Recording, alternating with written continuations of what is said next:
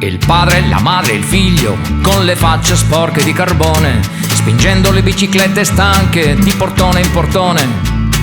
Ad ogni faccia diffidente, ad ogni sguardo sufficiente, lo stesso discorso imparato a memoria, la stessa storia. Siamo qui per vendere calore, per rendere l'inverno meno freddo, per pagare gli studi a Salvatore, da 15 anni all'università.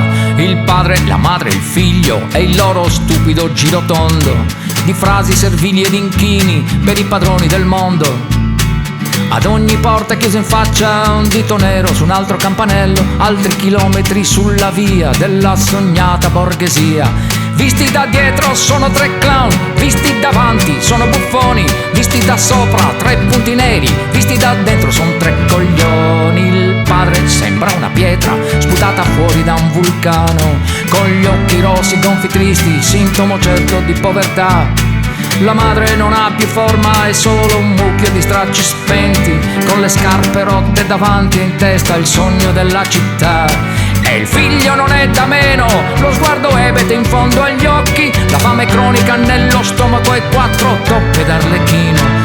L'unica figlia sbarca il lunario con una vita corretta e sana, fuori paese, sotto gli ulivi a giorni alterni, fa la puttana. Certo non è una vita da invidiare questa qua, han già spremuto come un limone tutta la felicità. Non c'è allegria neanche a febbraio sul fuoco delle feste, nel calderone con favelardo che annega tristemente. Poi un giorno la madre e il figlio, già il padre non c'era più, narrarono con lo sguardo più che mai dimesso afflitto, che il capo famiglia il giorno prima era impazzito e s'era messo a sbattere i panni sporchi sulla strada, con una luce strana nello sguardo da demente, con ampi gesti da senatore s'è rivolto alla gente.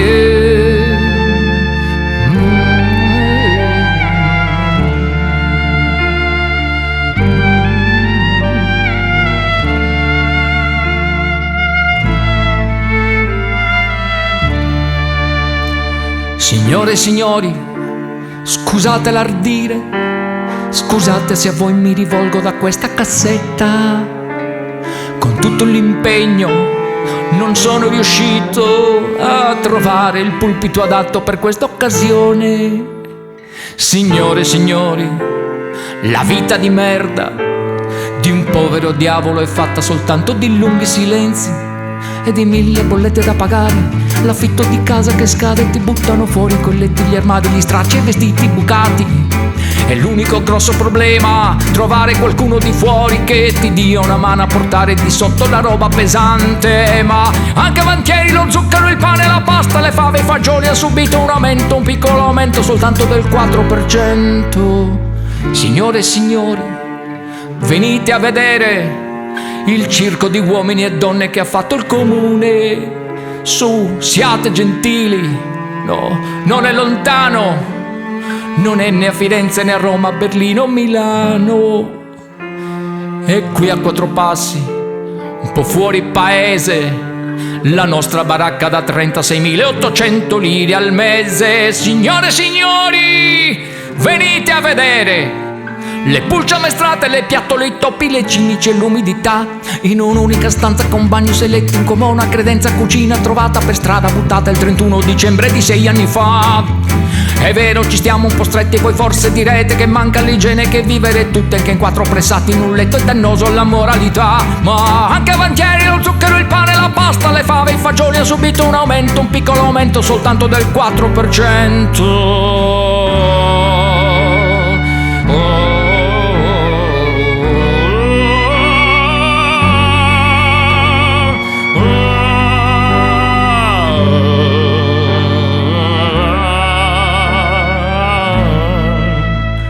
La diagnosi è stata certa, senza pericolo di sbagliare. L'ha detto il veterinario, è pazzia da poco mangiare. Signora su via non pianga, dove andrà ora starà benone. Al manicomio comunale quasi ogni giorno c'è il minestrone. Signora, ma se l'immagina se suo marito, oddio, avesse pagato ogni anno le tasse che pago io. Questo sì che è un problema, sicuro, coi tempi che corrono, di arricchirsi, glielo giuro. Sa che le dico, invidio sempre la tranquillità di chi trascina la sua vita nella povertà. Su via, non sia ridicola che dice, sa bene che non posso lasciare la mia vita per buttarmi nel suo fosso. La la la la la.